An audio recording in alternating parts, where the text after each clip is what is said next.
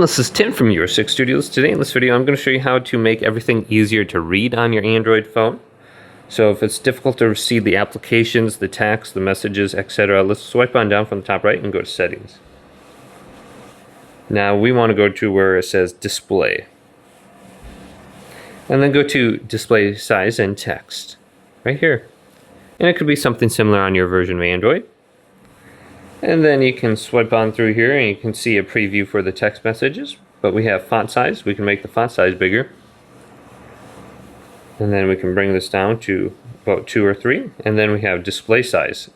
And this is going to be like for all the different applications. So you can see if we make this bigger or smaller, it'll make it a lot easier for you to read on your larger screen.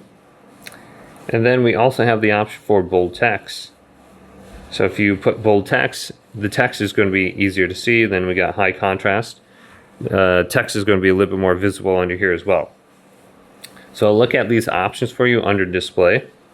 And hopefully this video did indeed help you out. If it did, leave a big thumbs up.